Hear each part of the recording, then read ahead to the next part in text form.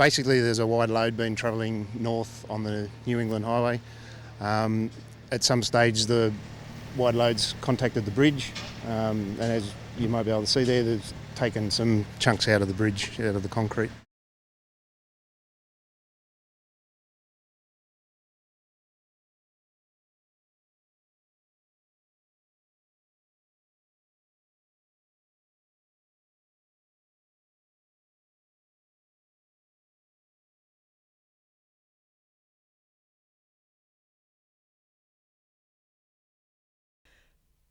Most of today's proceedings focused on evidence previously given to the Commission by Detective Peter Fox. Counsel representing the Maitland-Newcastle Catholic Diocese, Lachlan Giles, refuted claims from Mr Fox about an encounter between a victim of Father James Fletcher and Father Robert Searle. Mr Fox claims Father Searle made an admission to him that the victim had made claims that clergy was abusing children during a drunken rant outside the Nelson Bay Presbytery. However, in a subsequent police statement, Father Searle made no such admissions.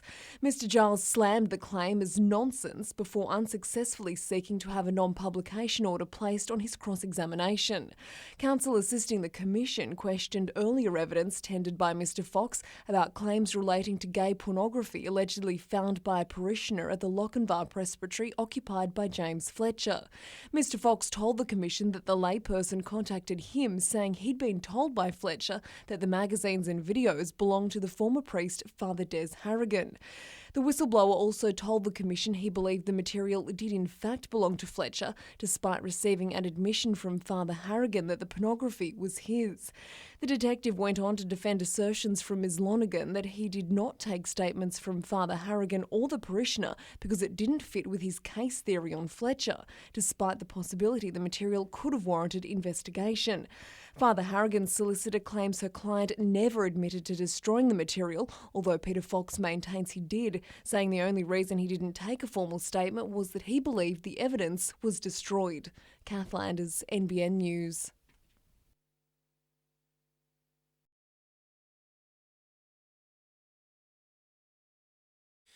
Gone. Properties aren't being sold or leased, and the current rental market in the heart of the Hunter Valley is a stark contrast to where it was just 1 year ago when it peaked. And it coincided with record high coal prices, a bit of a construction boom as well with the mining industry. There was a lot of money being spent on capital projects, so things went gangbusters. Tony Charlesworth from the Singleton Chamber of Commerce believes the lull is a direct result of the downturn in the mining industry.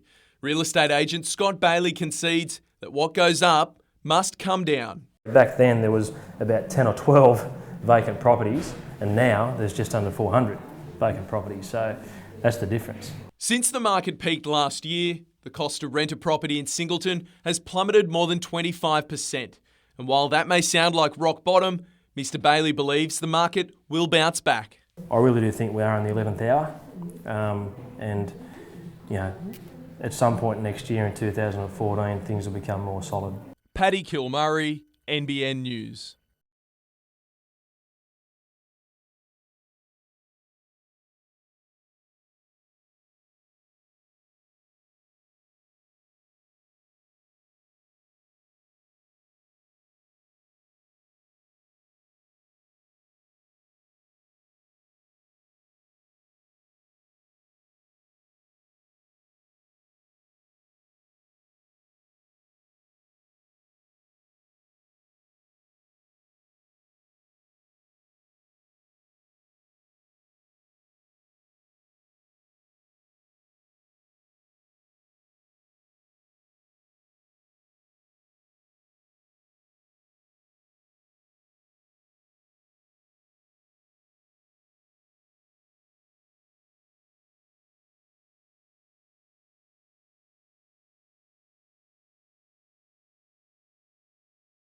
Instead of going to various locations all over the city or all over the state, people can now come to one of these one-stop shops.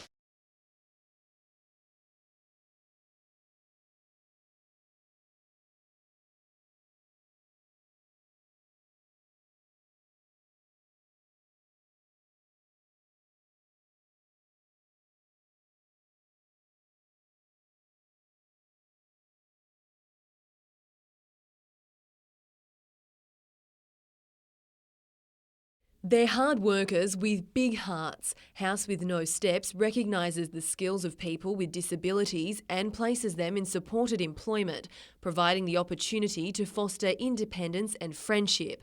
And today, the not-for-profit organisation was given a boost, awarded a 3-year landscape maintenance agreement with Hunter Water. This is a huge contract for House with No Steps. It involves 19 Hunter Water sites around the Hunter region, and we're going to be able to increase the numbers of the supported employees that we have to be able to do the actual work out there on site. The deal will help the charity provide people with the training needed for employment in the commercial sector. So another contract like this allows them to learn skills like riding ride-on mowers, edging, snipping, and even becoming team leaders. Meanwhile, House with No Steps is also celebrating the opening of its new contact centre in Charlestown. It will act as a place where people can receive help in understanding how the National Disability Insurance Scheme will work for them. Emma Murphy, NBN News.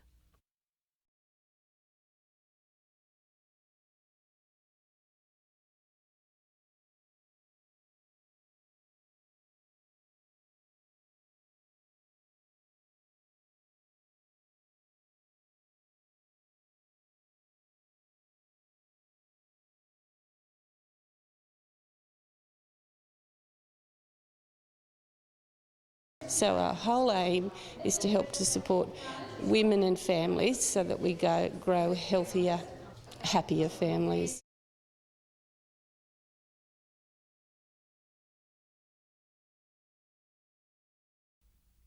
It cost him more than $4,000, but Cameron McKenzie says his trip to the world titles was worth every cent. Having overcome a pinched nerve in his back in December, the 20-year-old then had to contend with a lack of food. No fresh veg, no fresh fruit. It was all processed meat. A friend of mine lost about 8 kilos before he lifted.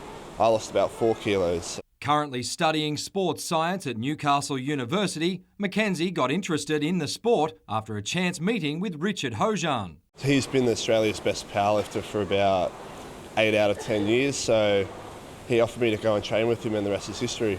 A combined weight of 767 kilos saw Cameron claim second in the under-23 class at the Worlds. His 327 kilo effort in the deadlift was a new record. When I first got into the sport, I didn't really think I was up to that standard, but with some great help from Richard and my mentor Max Bristow, just everything went through the roof. His goal now is to win the junior world title. Mitchell Hughes, NBN News.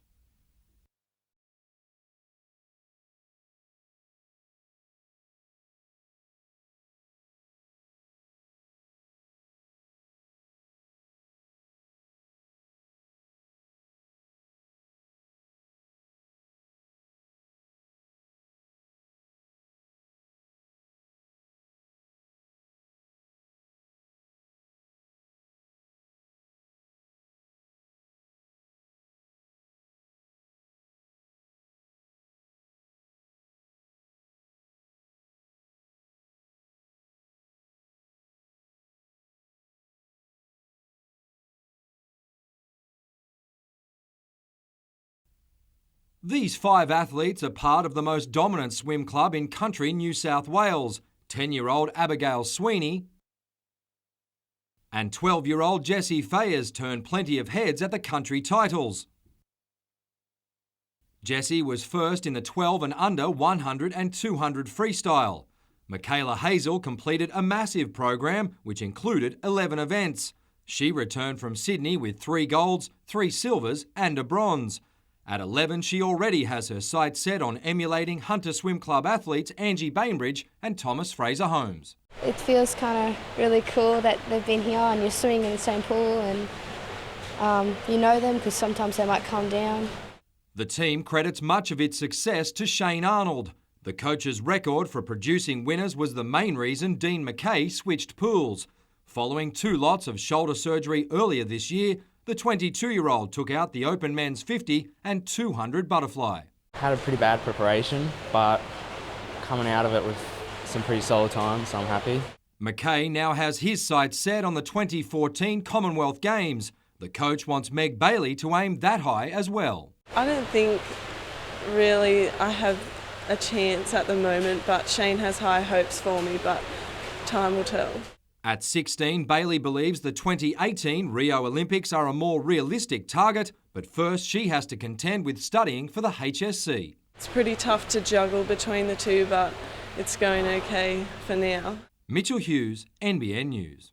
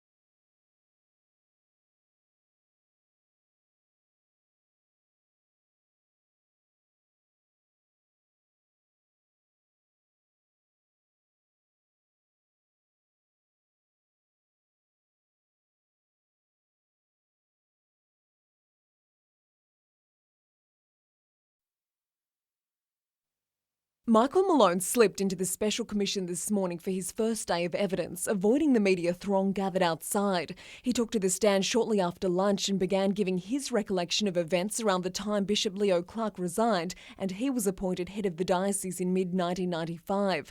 Under questioning from counsel assisting Julia Lonergan, Bishop Malone said Bishop Clark's resignation and his subsequent elevation came as a complete shock, adding that he had expected a more solid handover so he could be briefed on any secret documents on priests that he presumed existed.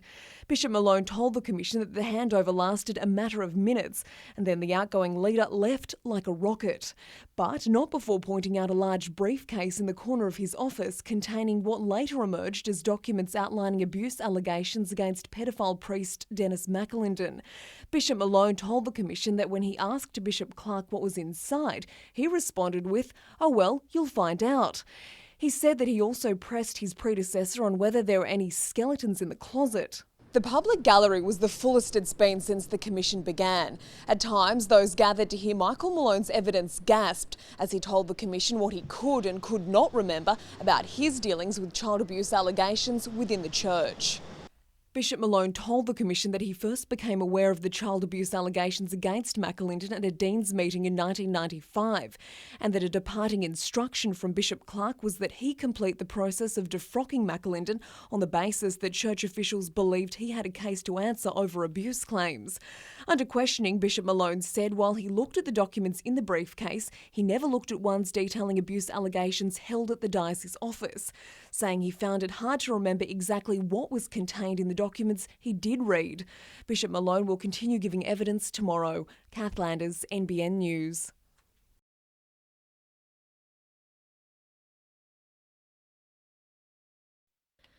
A plan for development, now a sign of missed opportunity. 10 years we've been working towards this. We've had a long-term plan and we've steadily worked towards it. And all of a sudden, it's fallen apart. To go ahead, the $21 million redevelopment of Newcastle's art gallery needed the state to match funds committed by Newcastle Council and the federal government. But after a long wait for Macquarie Street to come on board, Canberra has pulled the pin on its $7 million share, leaving those who fought for the development frustrated. If there's no state government money, no federal government money, our money's not enough to actually do it. What's next? I don't know. That's millions of dollars that would have been invested in our city that's now been lost. But it hasn't gone too far. It's been redirected to Lake Macquarie for another of the region's big projects, the Glendale Transport Interchange. So I made sure that once this funding was available, I grabbed it for the Hunter and grabbed it for this project. All up, the interchange's coffers will be boosted by around $5.5 million, as Newcastle Council had already spent part of the money on the gallery's design works. The cash injection will be used on road and electrical infrastructure needed for the extension of Pennant Street. Diana Bushby, NBN News.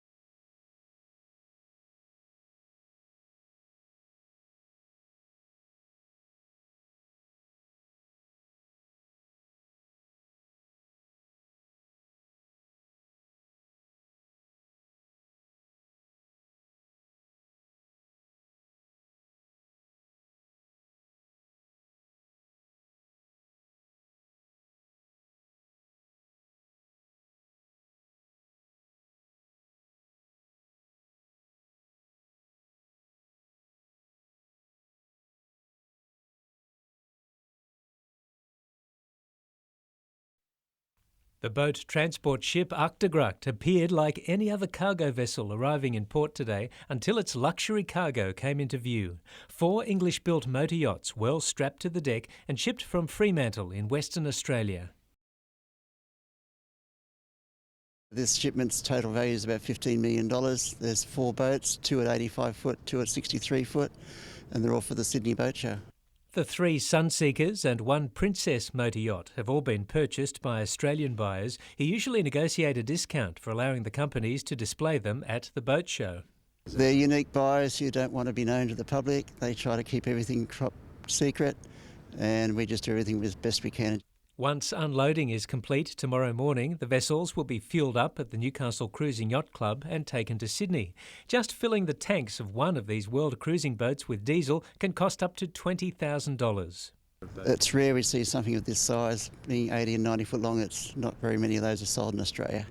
They say it's not the size of your boat that's important, but surely these ones spark a little boat envy wherever they go.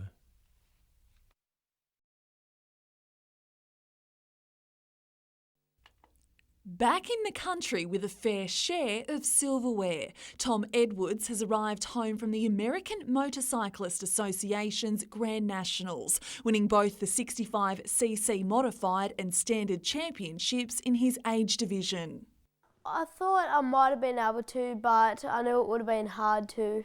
But the wins didn't come without challenges. The Illinois event was washed out, forcing his support team of 9 to head back home, while Tom and his mum Donna stayed on for an extra month. We didn't have a mechanic and we had all these bike parts and we were trying to move around, but in the end, when Tom came through and got some really good results, it sort of cemented that it was worthwhile. A gamble that certainly paid off. He also scored the association's prestigious Youth Rider of the Year award. But I just sat down to watch it and then they called my name, so I went up there and I was pretty happy.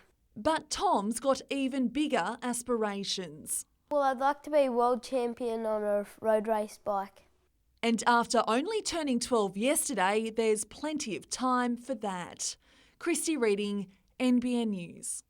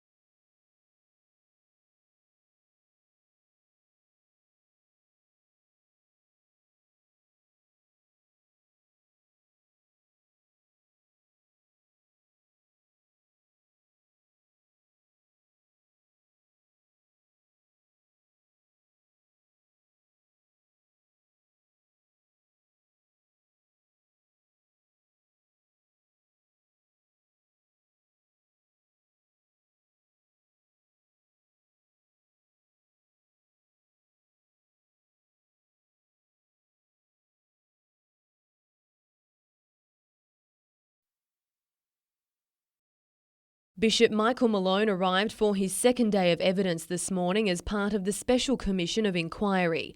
When asked by counsel assisting Julia Lonergan if he looked at a file on Dennis McAlinden when approached by a woman making sex abuse allegations against the priest, Bishop Malone said, "I don't think I did. I accepted her story." He was then asked if he said to the woman at the time, "McAlinden has a file so big you could not jump over it." He replied, "That sounds like something I would say."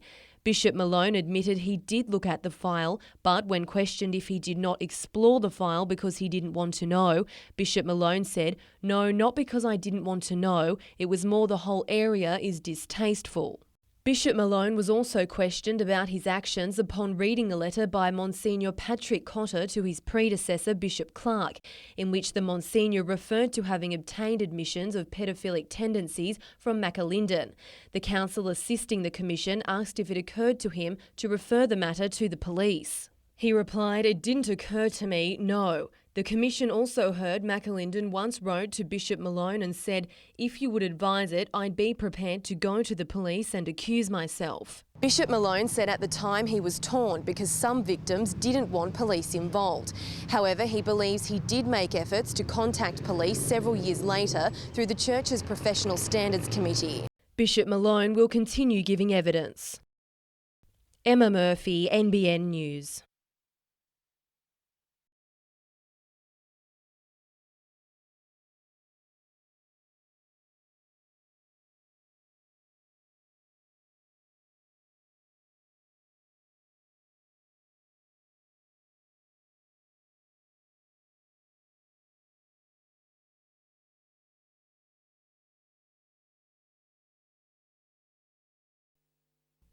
It's been dogged by environmental episodes in recent years, but today Orica's concerns were on the home front. Shift workers downed tools for 4 hours in protest over plans to overhaul rosters. So to just change the roster turns their whole world upside down effectively, including their family's life. For 2 decades, workers at Orica's ammonium and nitrates plants have operated on separate schedules. We're proposing to align the shift rosters so that the start times and end times are the same.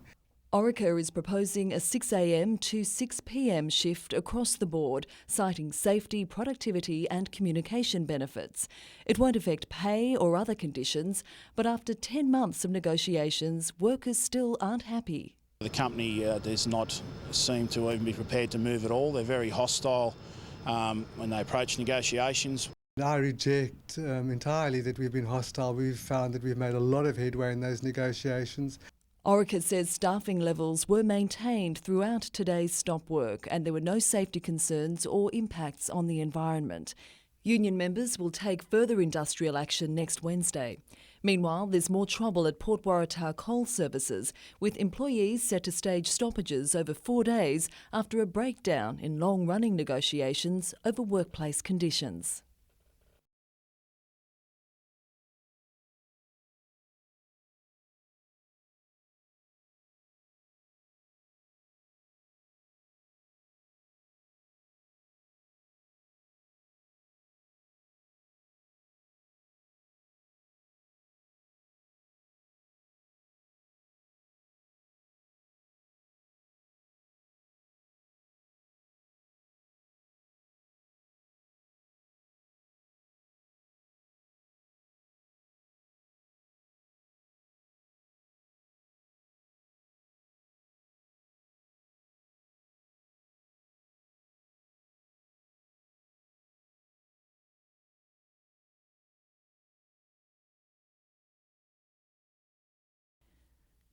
With the state government failing to contribute a cent and $5.5 million in federal funding transferred to the Glendale Interchange, money raised by the Art Gallery Redevelopment Dinner Committee is the new focus. We will have to have a meeting because we've now got to decide what do we do with that $1 million. It is sitting in council's coffers for the Art Gallery redevelopment. Nothing else. Driving force Kathy Tate is recommending the money be transferred to the Gallery Foundation. Art Gallery supporters are still shell-shocked that the much-needed project has been shelved. Look at Bendigo in Victoria. They do brilliantly. They've had 3 extensions in the time we've been trying to get one. very, very, very poor. Many of the supporters are blaming Newcastle MP Tim Owen, who used his inaugural speech in 2011 to say he was focused on securing funding for the gallery and that he didn't believe enough money has been invested in harnessing the talents of our creative men and women. Today, he argued, it's still a possibility. This budget we announced hundreds and hundreds of millions for Newcastle. It didn't stretch to the art gallery this time around. The Premier has not closed off the opportunity. And I believe today somebody said they should get 1.5 billion for the port, then surely they could find 7 million out of that to commit to the art gallery. As for Newcastle Council, it's unfortunate that it couldn't be enlarged or extended upon, but I think we also have to appreciate the facility we do have. Jane Goldsmith, NBN News.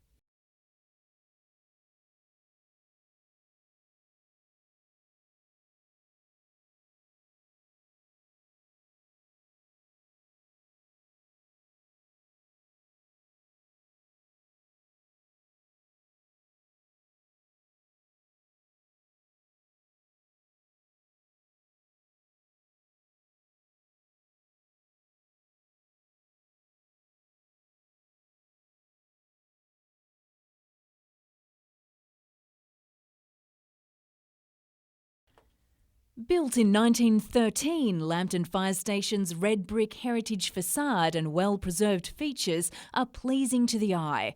But 100 years on, the station, together with those at Hamilton and New Lambton, is past its prime. The state government is now planning to merge all three into one large modern facility. They are quite small and they're very difficult to work in, particularly in the needs of modern firefighters and the equipment that they possess. 18 retained firefighters work out of the cramped Lambton station. The fire station here goes to in excess of 700 calls a year, so it's quite a busy station for quite a small size station. There's also a greater need to cater for women with separate change areas and bathrooms. Many of these facilities were not built with women firefighters in mind, and of course now with more and more women joining the ranks. The search for a suitable site for a superstation is now on in Lambton and New Lambton, with help on that front expected to come from Newcastle Council. It'll still be several years before it's open and will cost $4.6 million. This will be $700,000 to get the process started. They'll identify the land where we need to build a new station, and then it'll come as a natural process through the next couple of budgets to get the build done. Jane Goldsmith, NBN News.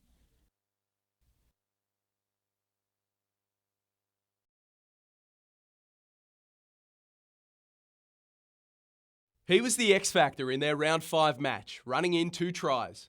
But Hayden Pedersen won't be back to terrorise the Hawks this time around. No Hayden Pedersen, is that a relief? Yeah, I think everyone knows what he's capable of. He's a very, very good player, and last encounter we played against him, he was dynamic. Fast forward to round 14 and Hamilton will face a vastly different side, with Olvasa Falili suspended and Pedersen still recovering from surgery on a broken hand. The Waratahs captain-coach admits it's been tough to watch from the sideline. It's hard, not to get carried away. I want to jump out there with the boys, but I'll be back in a few weeks, so we'll get a few games in before semis.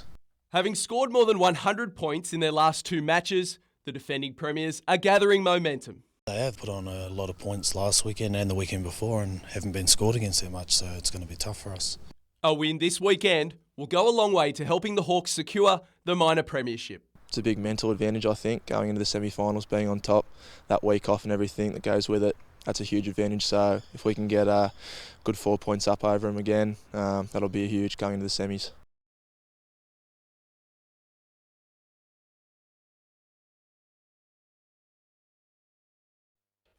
The North Stars are beginning to show the true grit needed to win a championship, and right near the business end of the season. It's crunch time now. It is, and we're looking at that from an organisational point of view. We're saying it's time to ramp up for the playoffs. We believe we'll be there, so now we got to start thinking playoffs. Beau Taylor has been in blistering form.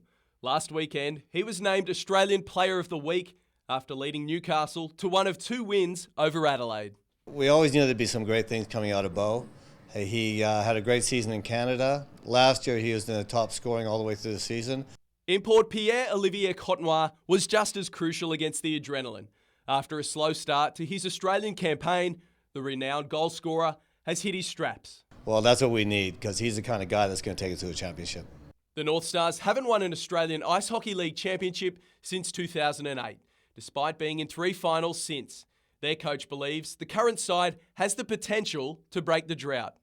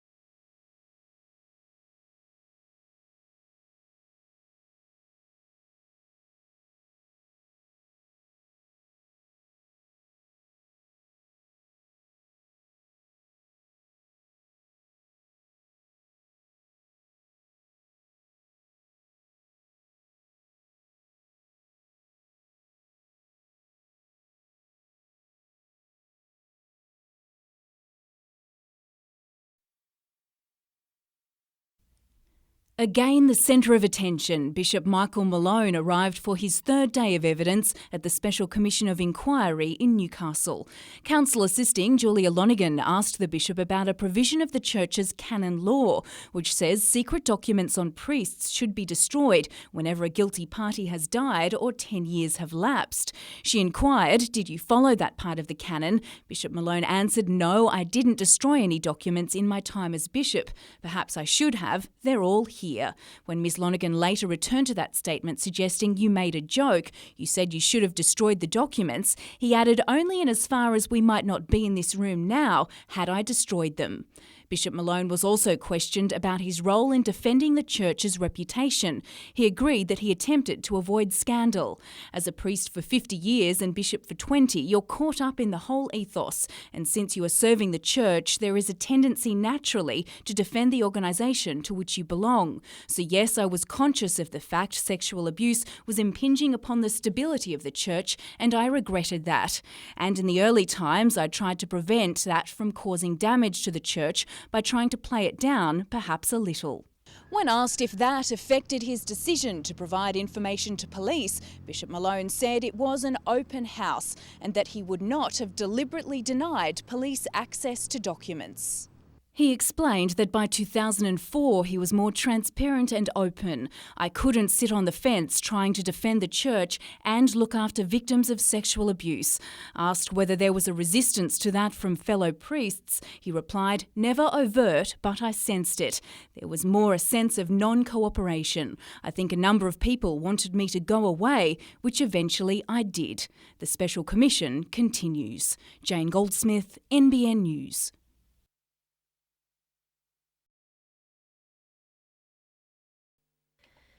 In shock but lucky to escape unscathed after her second-floor unit caught alight. She was evacuated upon the arrival of the crew.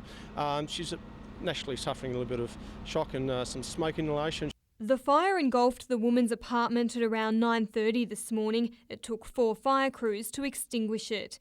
The unit was destroyed, but the blaze was contained before it could spread throughout the complex. The crews are checking the roof cavity space to ensure there's been no extension of the fire through the roof cavity, but there is a compartment wall which looks to have kept the fire in bay. The woman and a neighbour were treated by paramedics and taken to hospital.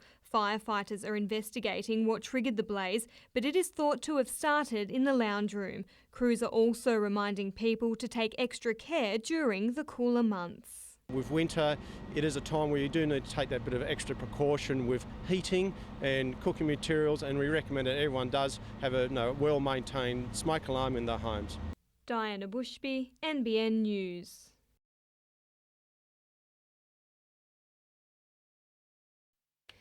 Each year, Fat as Butter attracts a crowd of thousands. Now organisers are hoping to encourage more people from out of town to attend by providing them with the option of staying over. Several campsites at Stockton were originally considered. However, Mothership Music has now submitted an application to Council for one at Foreshore Park. That's come as a relief to some Stockton residents. The highest risk I would see is that you'd have 1,500 people with alcohol and a large body of water. That's a reasonably dangerous mix.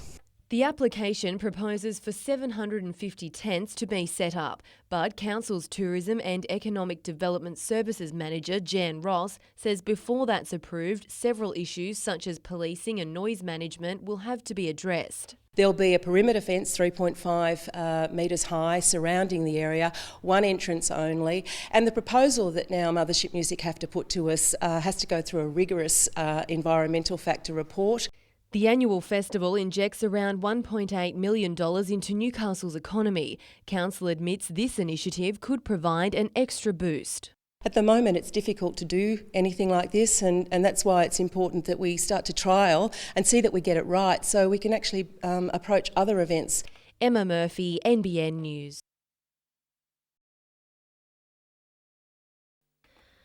It's a virus with the power to cripple the hunter's thoroughbred industry during its most vulnerable time, the foaling season. We're quite concerned. Hendra virus often occurs at this time of the year, and this is a time of the year when the stud business gets busy. Carried by flying foxes, the deadly disease has now spread further south than ever before, with 4 horses falling victim on the mid-north coast in the past month, and that's a little too close for comfort. This is a business, and these people rely on making, breeding horses for their business, and so it could be catastrophic. It's a multi-million-dollar industry here in the Hunter, and local breeders are doing all they can to protect their horses. Given the nature of the disease and the danger of the disease, vaccination is a great way to manage it. The Hendra vaccine was only released last year, but has already been taken up by most studs in the Hunter. As far as Kiora is concerned, I think the horse's health and obviously the people that work at Kiora need to be covered, and that's why we've gone ahead and done it. Diana Bushby, NBN News.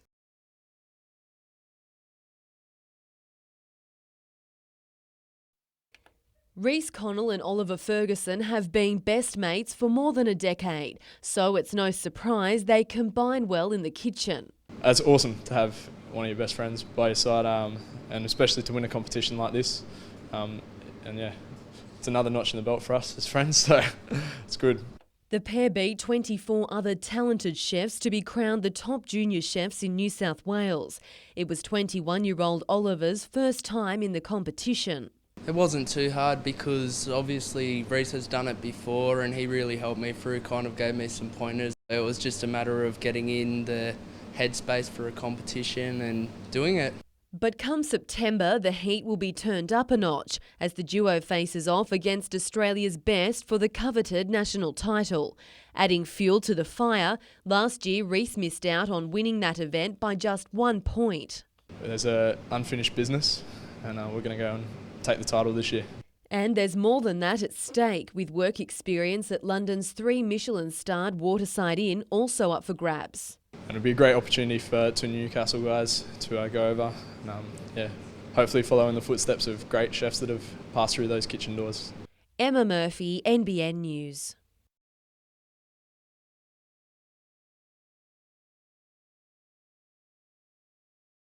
After 12 rounds, it's level pegging. Rivals Cessnock and Maitland are both locked on 14 points. We're still like the underdogs, or the dark horses in the comp, I think. It's only sort of now that we've been talked about, but I think it's just due to us really starting to gel. But the Pickers could be down a man even before kick-off. Gunback rower Brenton Horwood has been placed on standby for the Knights' New South Wales Cup game against Newtown. I've played 2 games with them so far, and tomorrow might be a third. Also on 14 points, the Lions, who face a Butcher Boys outfit desperate to bounce back from a crushing defeat at the hands of Curry. Central's rollercoaster ride of form has South's coach Adam Bettridge on red alert. You don't beat West at Harker Oval for no reason, you know, and they're a side that's probably looking for a big win, and hopefully it's not against us this weekend. Only 7 points separate the top 6 sides on the table. Bettridge puts the close nature of the comp down to one thing. The point system's finally working, the salary cap. I think that's about as good as the carbon tax. I don't agree with it. It's not police, it's a waste of time, but the point system's something that is really good. The Lions coach has officially inked a new deal, which will keep him at Townsend Oval for another year. That'll be 7 years next year, and I'm really proud to say I'm the first grade coach over there. Paddy Kilmurray, NBN News.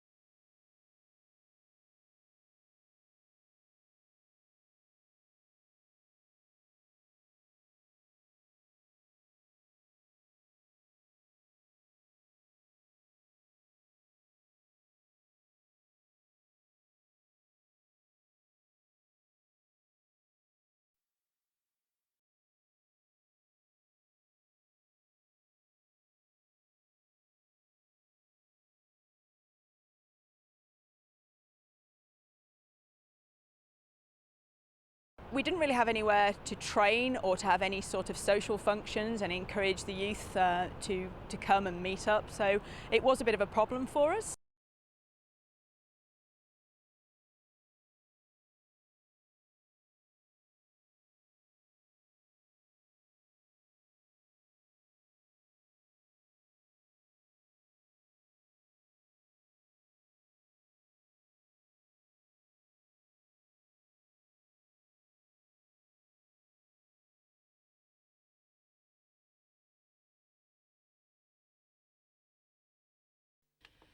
Christy Trajewski is an outgoing and educated woman with dreams and aspirations like anyone else. The only difference is she has cerebral palsy, a condition which affects her speech and ability to move. Most people with cerebral palsy are very intelligent and capable. But sometimes those attributes are hard for others to see. So Christy joined forces with a group she met through the Cerebral Palsy Alliance to create the short film Believe, Achieve.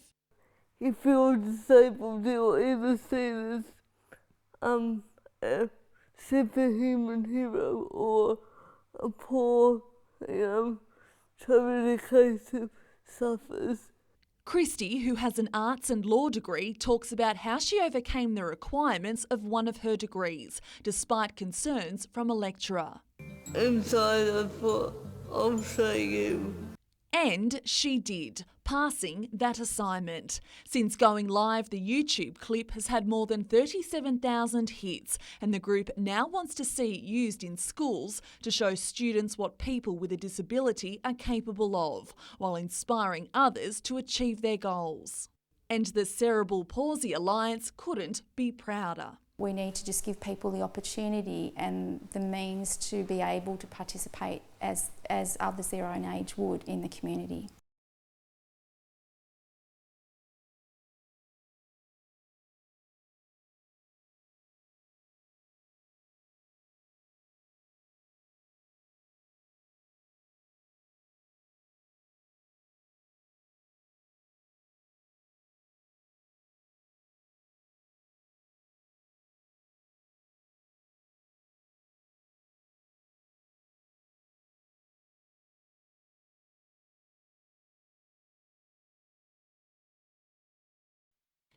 It was billed as a possible grand final rehearsal between the Tars and the Hawks.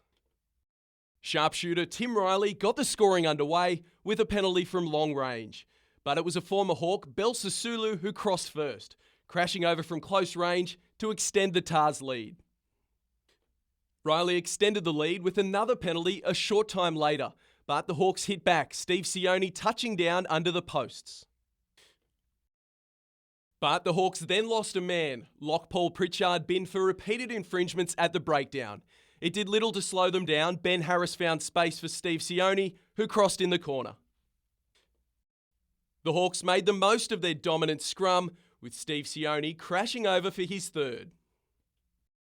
The Tars were in trouble. Ben Harris capitalising on this drop ball before Eric Vasakithakau capped off the win for the Hawks, extending their lead on top of the table.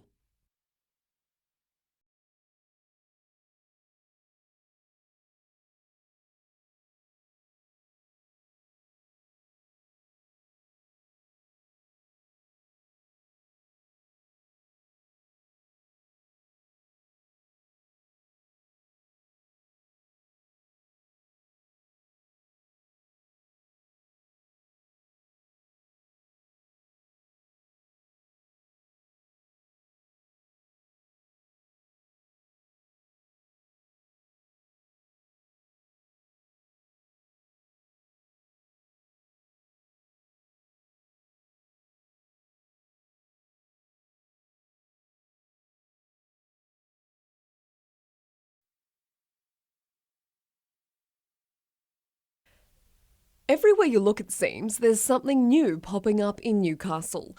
The revival at the Old Royal Hospital site is well underway, with the majority of the office space available at the Watt Street Commercial Centre already snapped up. The first tenants should set up shop by the end of the year. There'll be approximately 300 to 350 people who will be working out of this particular building, so that's a boost in anyone's language. Project developer Stronach Property is also forging ahead with a residential and hotel development next door, pending a decision from the Joint Regional Planning Panel. They have committed to 150 apartments and a 100-room hotel on the adjoining site to the commercial site, facing back towards Newcastle South Beach. While the financial downturn put the brakes on the commercial sector, the cogs are starting to pick up speed, and experts say demand for A-grade commercial space in the city is at a premium. It's fairly tight at the moment, Kath. There's not a lot of new projects underway. This project will deliver 7,000 square metres, as we've discussed. The next project, which is programmed to start next year, and that is about 9,000 square metres above the existing King Street car park. Newcastle Council's just signed off on the 4-storey development above the existing parking station, which will deliver 9,600 square metres of office space. It should be up and running late next year. Kath Landers, NBN News.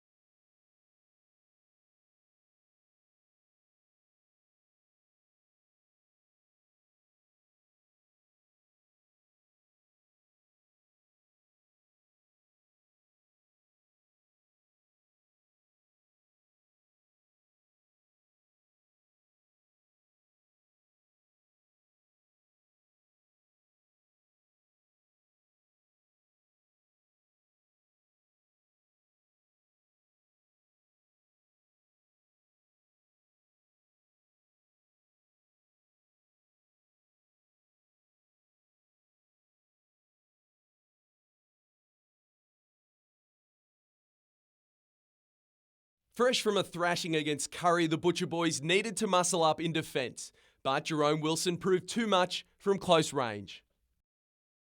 It looked like being another forgettable afternoon for Central when Chris Marlborough sent Ryan Pywell in untouched. But Central 5'8" Nathan Taylor wasn't prepared to lie down, this bomb finding a flying Joel Sklenner.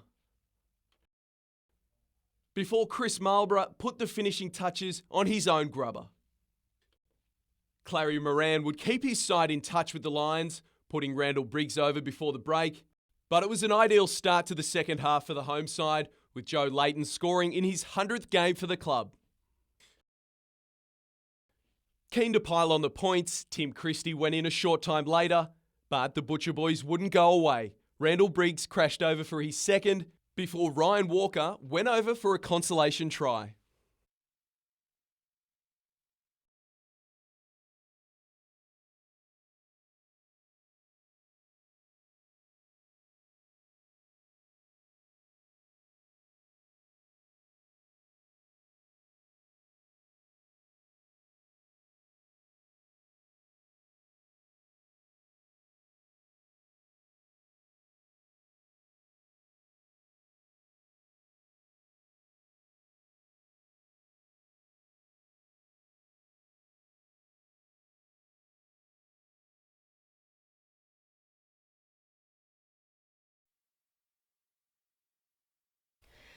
For Peter Gogarty, it's an inquiry well overdue. He's representing himself at the Special Commission, and as a victim of Father James Fletcher, he's relishing the opportunity to play a part in examining the actions of the clergy. To be able to ask some questions of a recently retired bishop of the Catholic Church is a very good feeling. Today, Bishop Malone told the inquiry that once the church became aware of questions surrounding Fletcher's behaviour, he told the principal of a school he visited that activities such as reading lessons would need to be curtailed and the principal would need to keep a close eye on him. Mr Gogarty asked, "Did you check whether that sort of scrutiny was happening?" To which the bishop replied, "No, I didn't." The issue of when Bishop Malone told the principal came under close scrutiny later in the day when his barrister, William Potter, accused the bishop of falsifying a diary entry he faxed to the Ombudsman in September 2003. Mr Potter put it to Bishop Malone that the pen used to note a meeting with the principal did not match that used to jot down other matters at the time. His client maintains the conversation about Fletcher actually occurred at a later date. At the conclusion of his evidence, the Commissioner asked Bishop Malone if he thought there was a greater proportion of sexual abuse in the Maitland-Newcastle diocese, and if so, why. The Bishop acknowledged that there was a large volume, but could not explain why that might be the case. The Bishop emerged this afternoon, adding to the apology made earlier in the inquiry by the current head of the diocese. I welcome his apology and add my own sincere sorrow that any actions of mine may have added to the pain of victims and their families. Kath Landers, NBN News.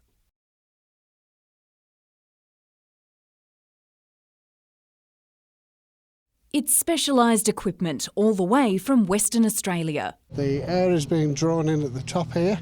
It's being measured inside the instrument.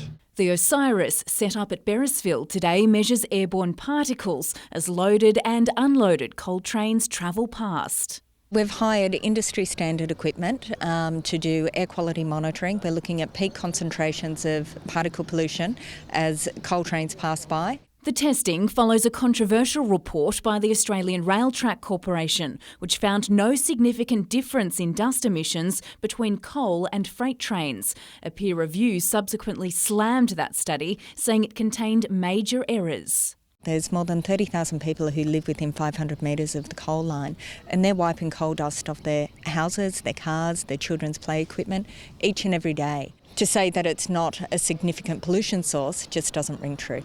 Experts say international studies have shown there are adverse health implications for those nearby. They're associated with heart disease, respiratory disease, early death and so forth. Asthma and asthma exacerbations and asthma hospitalizations are something that is definitely associated with being exposed to increased particulates. Beresfield fitness trainer Laurie Hoy has welcomed the testing. We have a lot of coal dust inside our studio across the road. Each day we vacuum daily and there's always a thick film. We're certainly concerned about anything that could be exacerbating any lung or pulmonary conditions. The monitoring will shift to Hexham, Waratah and Mayfield tomorrow. Jane Goldsmith, NBN News.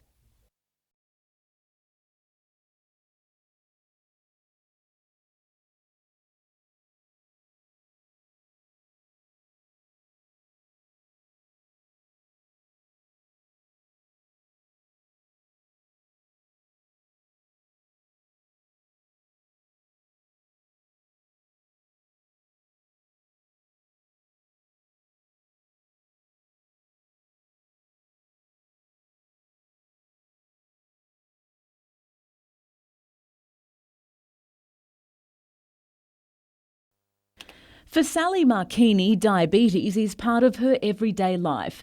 Diagnosed with the type 1 form of the disease 35 years ago, Sally's body doesn't produce insulin, so this pump does the work for her.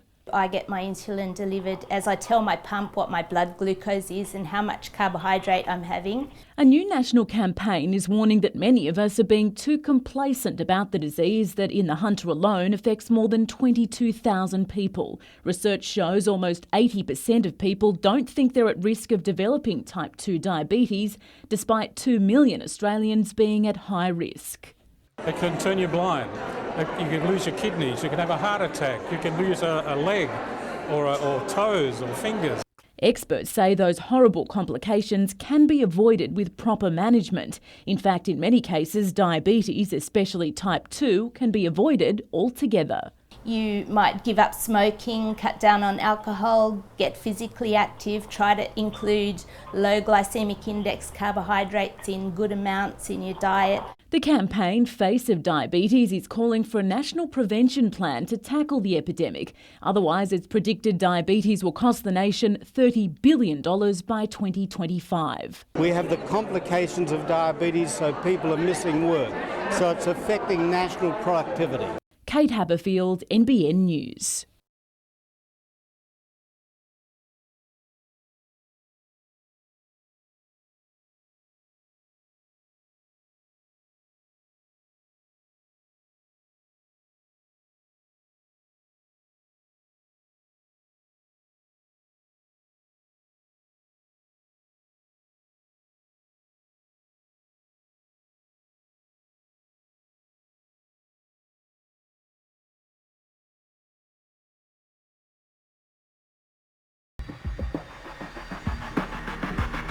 It has the looks. But it's out here it really counts, and the radical race car proved electrifying.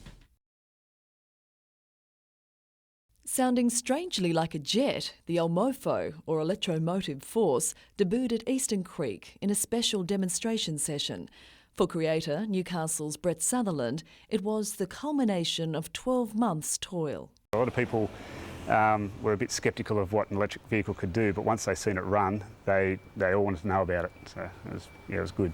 It was Bathurst winner John Bow's first time in a radical and also his first in an electric race car. Because my brain's tuned to drive, petrol engines, it's different, but coming off the turns, you just squeeze the throttle and it leaps away, so it's really impressive. He pushed it to around 230 kilometres an hour and set a record lap time for an electric vehicle of 1 minute 37 seconds. Powered by 2 motors, the car is tipped to go even faster. It's approaching radical lap times, but the radical is like the petrol versions are very fast. I believe we'll get there. We just need to turn the power up a little bit more, and a bit more track time we'll be able to do that. Brett runs a solar power business and sees a natural affinity between his day job and his passion for racing cars. The ultimate goal is to encourage people to uptake zero emission racing. So the vehicles will be electric, they'll be fast and they'll be charged from solar. It's obviously the future somewhere in the future, so it's really quite exciting to be part of it. And just a quick step back to the future, you might remember Brett's first electric success, a DeLorean we featured last year. What do you prefer, this or the DeLorean? Well, I can drive the DeLorean on the road. I can't drive this one on the road, unfortunately, but driving this is unbelievable.